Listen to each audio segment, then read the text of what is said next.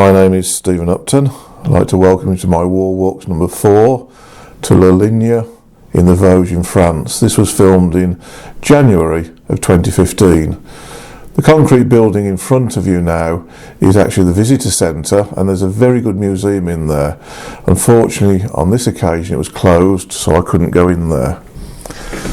This was a terrible place, particularly from July to October 1915, when the French tried to get the Germans off the top of this hill. Where I'm walking at the moment, you've got down the slope to my left the French front line. To my right, immediately to my right, is the parapet of the German front line. You'll see shortly how high up we are, and on this particular day in January 2015 it was bitterly cold, and it makes me wonder what it would have been like to have lived in these trenches day and night, perhaps weeks on end, through these kind of weather conditions. This is one of the few places on the Western Front where you can still see in situ original barbed wire. It's right there in front of you now, just down the slope, and that there is when it comes into focus, is the French front line of 1915. Still masses of barbed wire, but that slope in places is a good 45-degree angle, maybe steeper, and the Germans were sat as usual on the high ground on top of the hill looking down.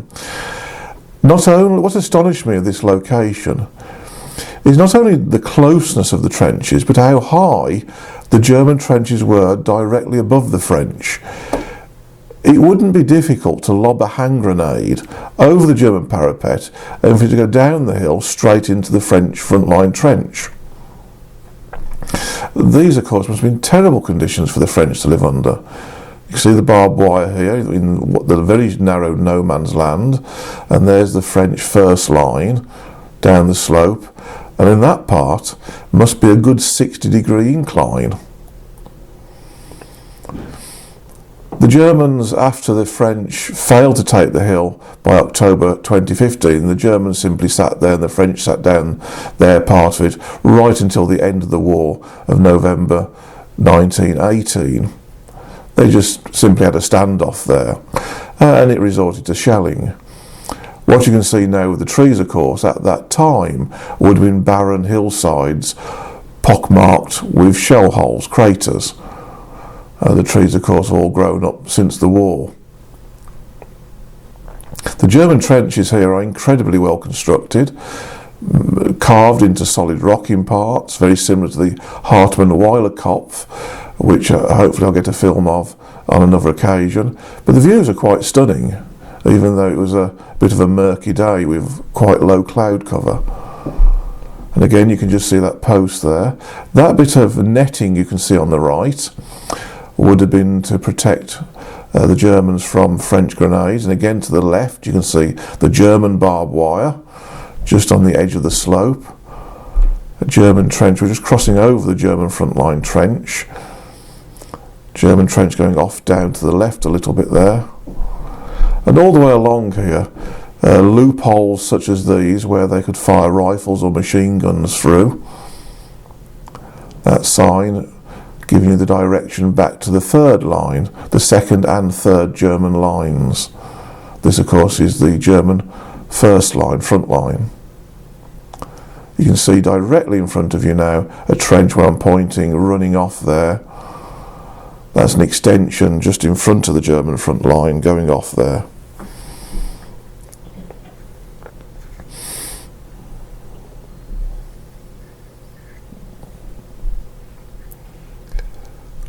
Of all the places on the Western Front where the Allies, of course, British, French, came up against the Germans, in virtually every place after the initial failures of 1914, the retreat from the Marne, the Germans chose the high ground to dig in and create their defensive positions.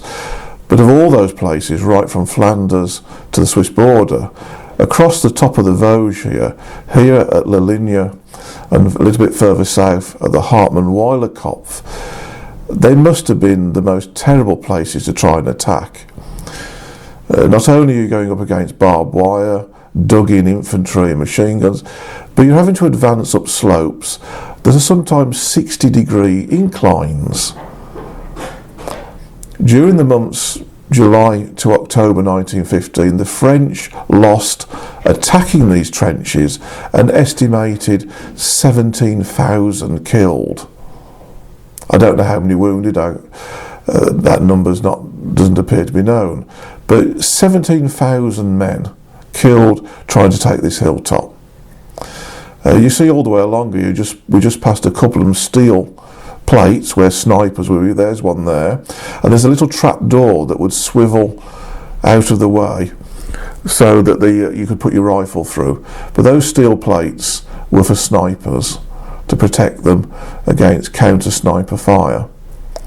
Just a little slot wide enough for your rifle and slightly tall enough so that your telescopic sight could see what you were shooting at. And there's another one, you can see the shape of it. A rifle would just sit in there. And that one has it missing, but a lot of them still have the little slidey trap doors so that it could be closed when you're not using it. I suspect that the original depth of these trenches must have been deeper than they are now, which is usually the case in most places on the Western Front. Because I'm just 6'1", and if I walked along here in 100 years ago, I'm bound to get my head shot off.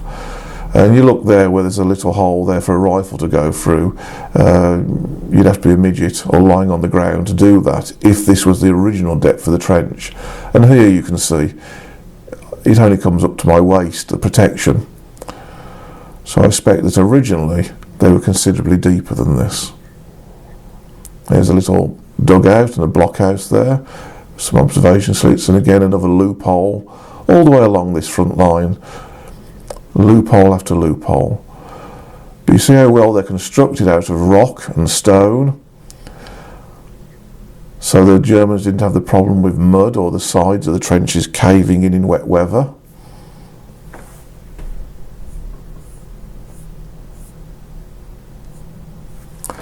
And here's a concrete emplacement. It even tells us the unit that created it. Can't see that one terribly clear.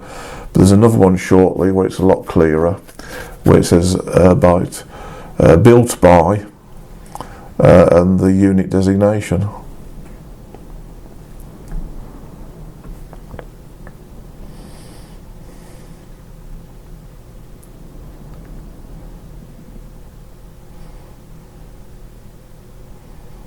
Here we are, the next one along.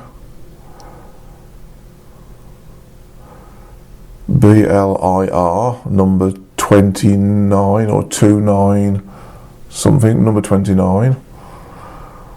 I should imagine that's the unit. And there's a signature. Betts, probably the sergeant or someone in charge, overseeing its construction.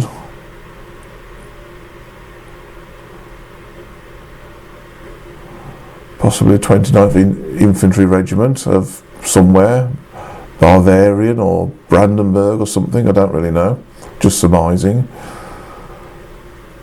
But all the way along this front here, the Germans not only overlooked the French from high ground, but they were so close to the two front lines for year after year. Once it settled down in October 1915, they stayed exactly this way for the next 3 years till November 1918, the armistice. So for 3 years the Germans just simply overlooked the French there. You would have thought common sense would dictate, if you're the French defenders, just to pull back so you've got a reasonable amount of no man's land to protect you. But when you're within grenade throwing distance, it defies understanding to us today in the 21st century. Another strong point here for machine guns, but we're coming right to the edge of the end of the ridge here now, to the spur, where you've got terrific views virtually all the way round.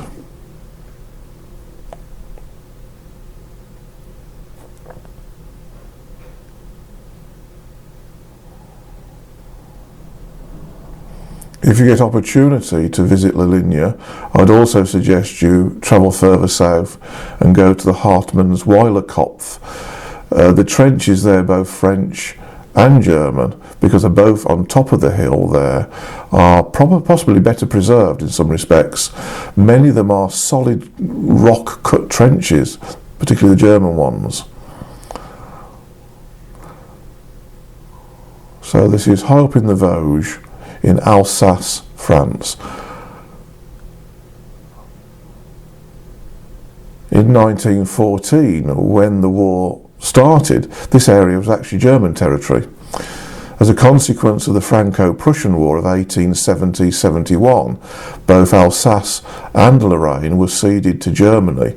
So this area had actually been German territory from 1871 and remained so until the armistice of 1918, where the French, as part of the reparations after the war, managed to get it back again. So the Germans actually, from their perspective, were defending their own territory here, albeit territory they'd only possessed for about 40 years. Now moving back along the way we came, effectively we're walking along the parapet here of the German front line. The French are down the slope to our right, sometimes only 20-30 yards down there. During the war there would have been just masses of both French and German barbed wire. It would have been virtually impossible to get past that, up that slope.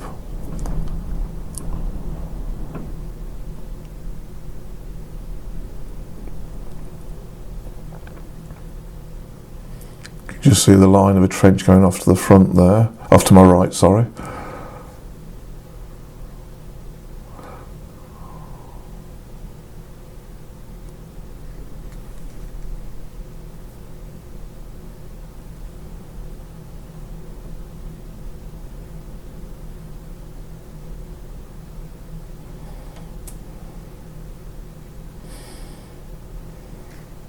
One good thing about filming in January, there's nobody else there.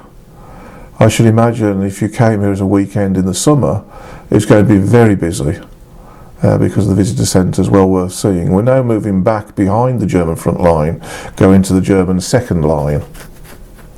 What we're walking on here now would have been a communication trench, and obviously would have been over 6 foot deep at the time. So this one has not been preserved. There's shell holes all over the place. One thing to keep in mind when you visit these locations, to the French, the Germans, the British, whoever fought on these lands, this is sacred territory. This is not just trenches cut into the ground. These are testimonials, memorials to those who fought and died. And remember, many of them, their remains are still hidden on these battlefields. So please respect that should you visit. If you find anything, it's not only dangerous to remove some artefacts, particularly unexploded shells, which litter the whole of the Western Front, millions of them, but it's also disrespectful. These are not just memorials, they're not just preserved battlefields. These are monuments, testimonies to those who fought and died here. They are in effect cemeteries as well. And whenever any kind of restoration or excavation work is done trying to recover or preserve old trenches, they invariably will find bodies that were buried either in the floor of the trench or the walls of the trench. It's too dangerous to go out of the trench to bury the dead, so they often buried them in the floor of the trench or in the walls. So should you visit any part of these battlefields of the Western Front, please respect that. It's not a playground or just a museum. It's a memorial, a monument to millions who served here, served their countries respectively, and many, many died and are still buried on these battlefields. If of course you're not able to travel to France or Belgium, then I hope these short videos give you some understanding of the conditions that these men lived, died, fought under 100 years ago.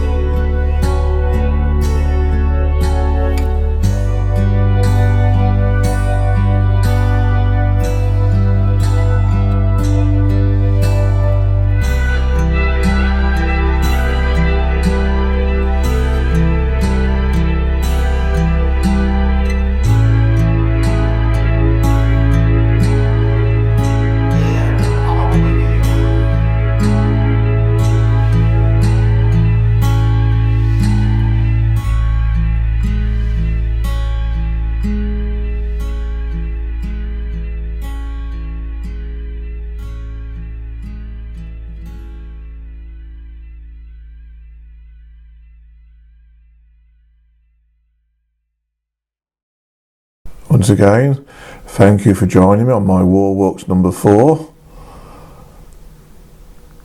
If you have any comments, observations, please post them on YouTube. I do look at them, and if it's possible to respond, I will.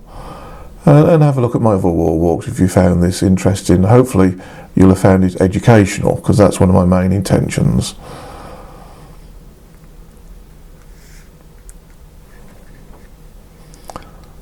So this is wall walks number 4 at Linge, filmed in January 2015.